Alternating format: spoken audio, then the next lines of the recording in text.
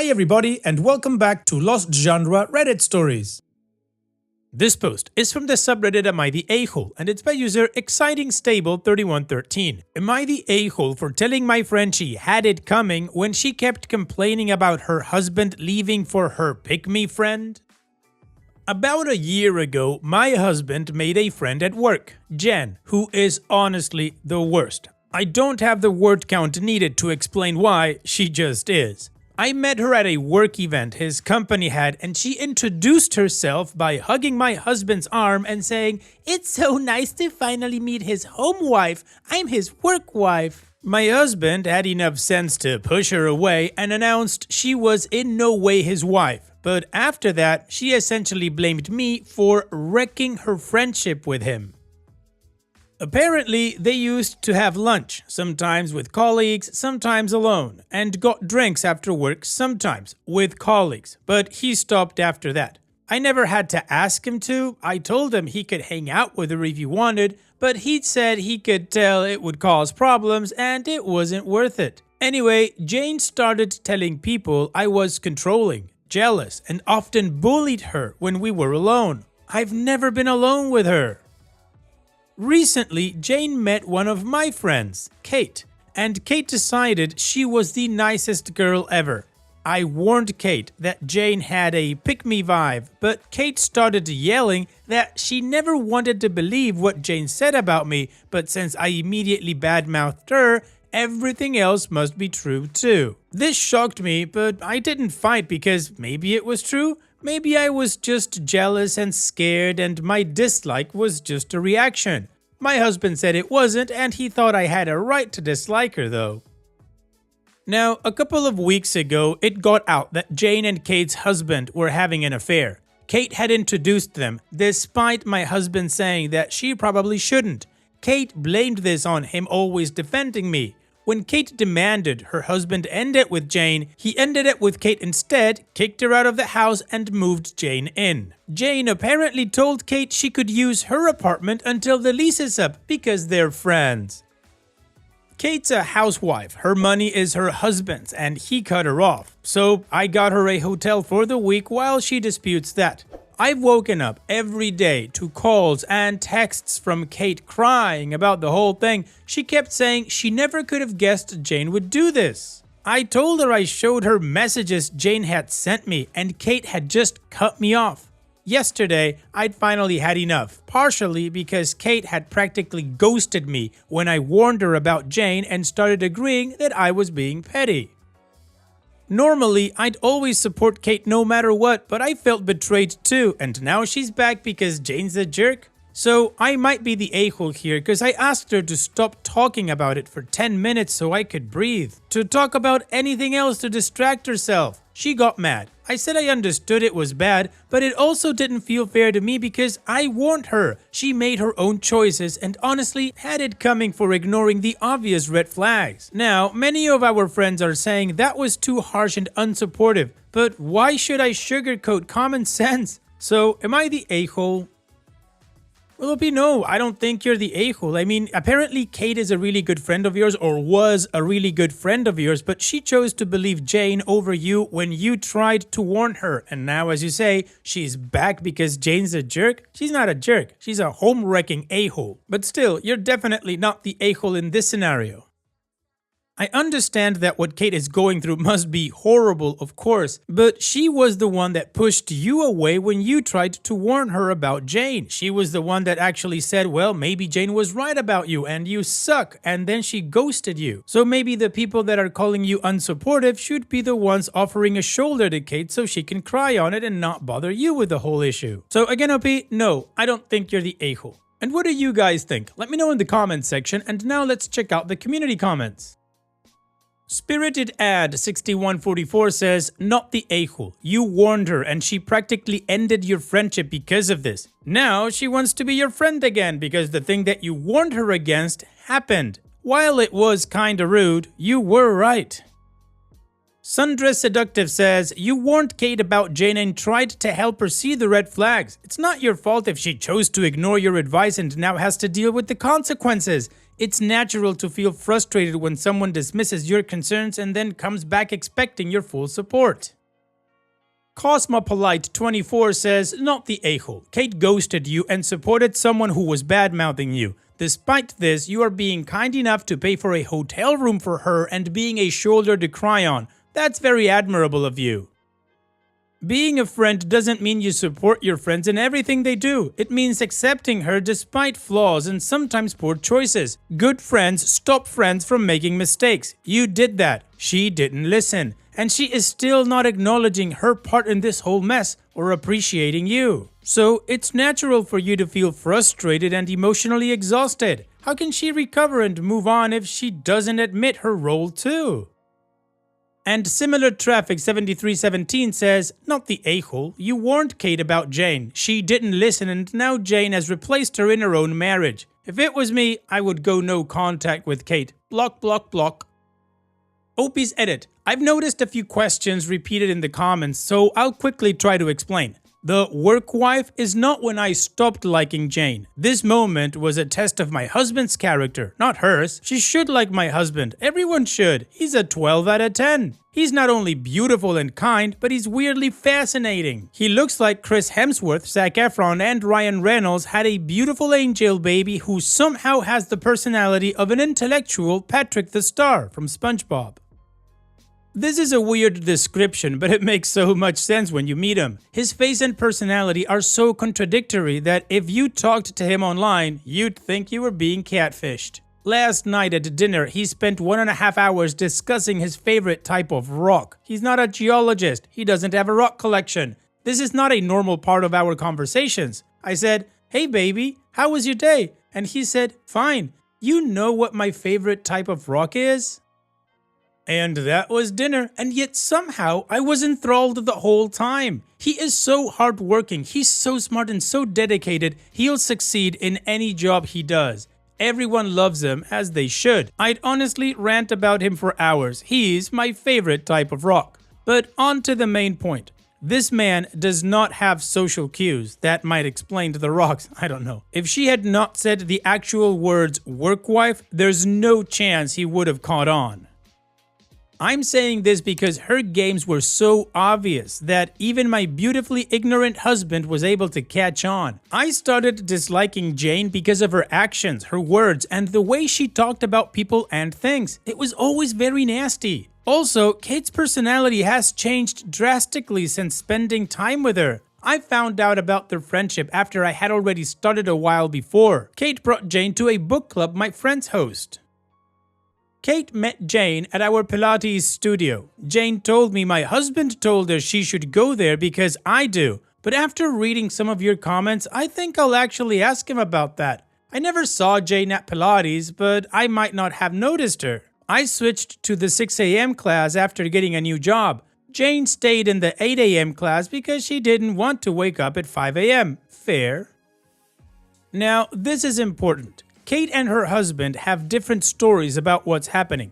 Kate says she caught them having an affair. She demanded her husband end the affair. He said no, and said that if she didn't allow it, she needed to leave because he wanted Jane to move in. Kate refused, so he told her to leave. Jane offered her apartment, but Kate refused. Her husband has cut off all her cards and access to the bank because she refused. Her husband says Jane is having a hard time right now due to relationship issues and wanted to stay with friends.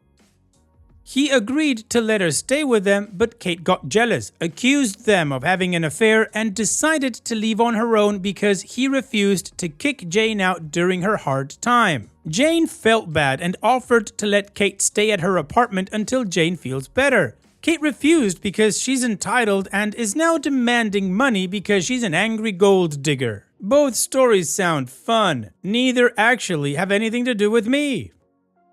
Yes, Kate has hired a lawyer, but since she refuses to divorce him, she thinks they'll work it out, and she refuses to sue or press charges that might damage their chances of getting back together, her lawyer has very few options to actually help her. Her husband is also a lawyer, but I think he does corporate law.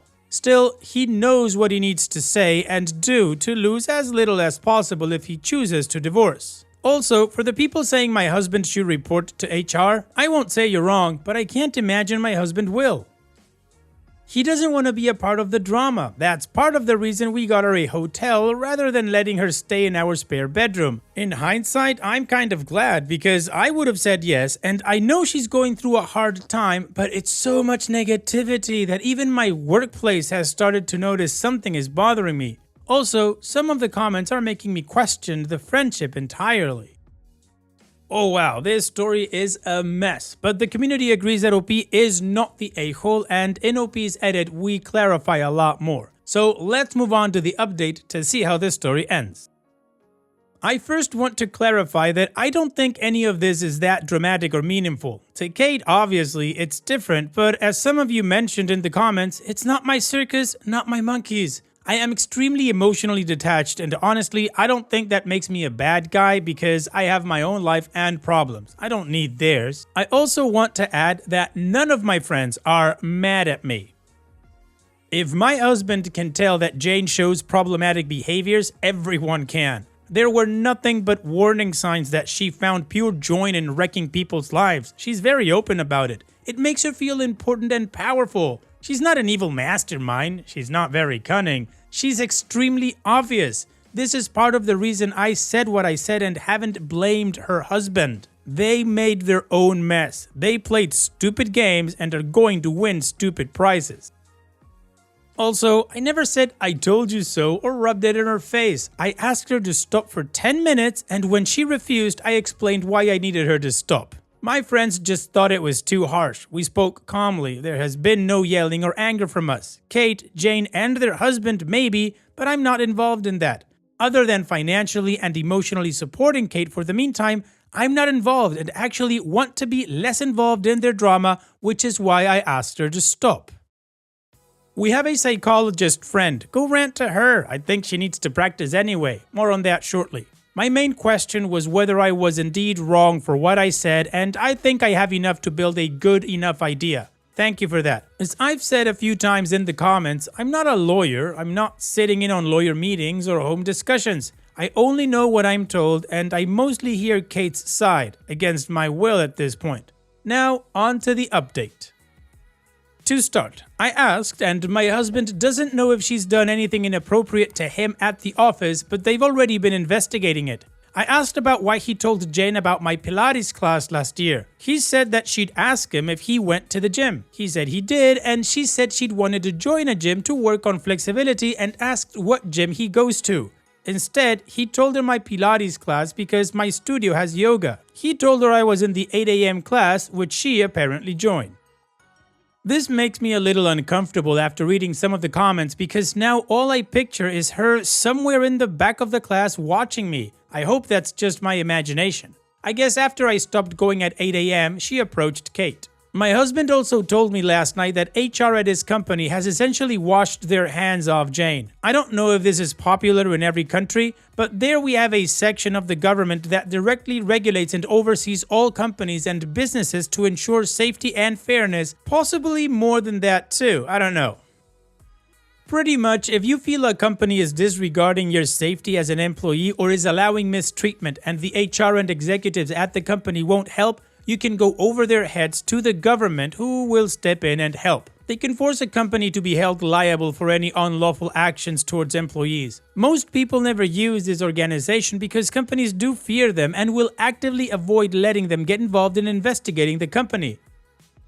Apparently, a few months ago, Jane mentioned to another female employee that she was going to get my husband one day, even if she had to sprinkle on his drink. She apparently didn't clarify what that meant, but I think we can all assume. The employee reacted improperly, by which I mean the way we all probably would have wanted to, but in a work setting it's a no. Jane decided to go directly over the company's head and straight to the government claiming workplace harassment, bullying, and assault. The biggest issue is that the employee who did it is one of the executive's nieces, so Jane's claiming it's been an ongoing issue and nepotism is the reason for lack of action. She even sent an email after, making the claim saying something like, "As per our previous discussions, the mistreatment by your niece has reached a new level. I've decided I need a paper trail, so I'm sending this email." To which the company immediately said, "What the F?" But now the company is being thoroughly investigated by the government and the company can't fire her during this period. They are apparently gathering evidence every day and possibly sue if word of the investigation gets out as soon as the investigation is over. You might be thinking, thank God, but I honestly don't think it'll do too much. She has a sugar daddy now, and I imagine that now that she's entered a new society class, she's going to start climbing. I can't imagine there will be much more of an update than this, but I can say that while Jane is not an evil mastermind, I do think Kate's husband is. So if you're hoping for some kind of karma, it will likely come to her the second she's an inconvenience to him. Considering she's apparently also going around telling some people, "I didn't know he was married, we're in love," while he's trying to set up a narrative of his own. This may happen sooner rather than later. Then again, it would only really matter if Kate takes any action against him, which I don't think she will. Kate's husband doesn't like mine because he thinks he's annoying. My husband doesn't like Kate's because when they first met, Kate's husband kept bragging about screwing over a family in a development deal that was taken to court. That's not how he worded it, but that's what he did. My husband's company and Kate's husband's firm are in no way connected. They know each other through us and aren't close. My husband did go with the boyfriend of a couple of my friends to get some of Kate's belongings from her house, which is how I know her husband has a different story. If you want an update on Kate, well, our friends all got together this morning for breakfast, and I apologized to her. She snubbed me a little, but we all ignored it and she didn't say much. After, my aforementioned psychologist friend, she's in school to become a child psychologist, told me that she thinks Kate has an inferiority complex, delusions of grandeur, and a hero or savior complex, but she said that her insecurities don't allow her to live out her imagined heroism by actually helping people. Then, when she was finally given a victim, Jane, who validated her fantasies and gave her a villain, me, who Kate felt safe to attack because she didn't view me as a real threat and assumed I wouldn't fight back in any way, she was finally given the chance to live out her delusions. During this time, due to no one wanting to be around Jane, Kate was also isolated from her regular support system because she can't let her victim face the world alone, which gave Jane a chance to affect Kate's perceptions, which was easy because of Kate's self-doubt and insecurities. That's also why when she was betrayed by the person she'd been saving, rather than accepting that she was delusional, she switched and made her husband a victim of Jane, who she now has to save from Jane. The issue is that she views Jane as a real threat, which she can't actually challenge because she's scared of losing and what that will do to her heroism. So she's been obviously pushing for us to do the saving for her to reset her delusion. Apparently, me telling her she had it coming not only damaged her self-declared heroism, but most likely also damaged the idea that I'd never fight back and be a safe opponent, which could have made her feel even more unstable. To be clear, my wannabe child psychologist friend didn't say she felt like she didn't have a stable support system, but that I challenged her strength as a hero and made her question her own power over others. I will not be sending her to a real psychologist because I don't want to pay for it, but I've decided to call her parents and tell them what's going on.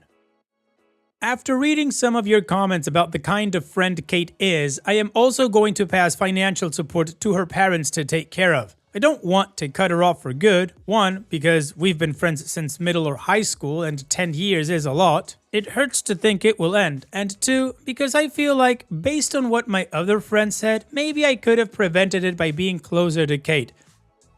However, my wannabe psychiatrist friend said something like, if your friend jumps out of a plane without a parachute, you don't jump with them. Neither of you have a parachute. You can't save them. You'll both just hit the ground. Which I think I butchered, but how she said it sounded smart. I think she meant that Kate obviously did something stupid and irresponsible getting close to Jane despite obvious danger. And if I'd followed her, even if it was to help, I'd just be part of the drama now. And honestly, that does make me feel better, but I do feel bad. Hopefully, her parents are able to help her. I won't make our friends choose between me and her either. I'll just keep my distance like she did all year with Jane. Thank you again for your help and advice. Also, to answer the most important question asked, my husband's favorite rock is metamorphic, specifically the gneiss rock, but he needs to do more research to be 100% sure. Well, Opie, as you said, not your monkeys, not your circus. Hopefully Jane does get her karma, and I don't know about Kate's husband, maybe that'll happen too, and hopefully Kate's parents can help her out. And for you, well, I hope you just keep enjoying your marriage. Your husband sounds like a really cool guy. So take care, Opie, and thanks for sharing. And now, let's finish this video with a quick and short mood booster post. This post is from the subreddit Malicious Compliance, and it's by user LoveABC109, gluten-free. My sister, 25-ish at the time, worked for a big box store for a few years. She was walking by the automotive department one afternoon shift when she heard the familiar sound of the price gun. She then saw her friend, an assistant manager of that area, Leo, labeling every item on a shelf. Reading the label on a bottle of oil, my sister noticed it said gluten-free. "What are you doing, man?" she asked. Leo smirked and said, "Management wanted every item in our departments marked gluten-free. I made sure that's what they wanted, and I was told that is what they said, so it should be done." He didn't get in trouble. The manager, being a decently humored fellow, simply told Leo to remove all the stickers with gluten-free on them. My sister said that 5 years later, a new assistant manager of automotive, long after Leo left for a new job, took a large brush used to clean off snow and asked her why it was marked gluten-free. Well, I would think because it was a gluten-free brush, right, Opie? Thanks for sharing. And that's it for today's video. Thank you so much for taking the time to watch it. Now, if you've gotten to this point in the video, I assume that you like these stories that I'm reading out, so here are a couple more that you might enjoy. And if you don't have any time to watch another story right now, save it for later, and also, don't forget to hit that subscribe button.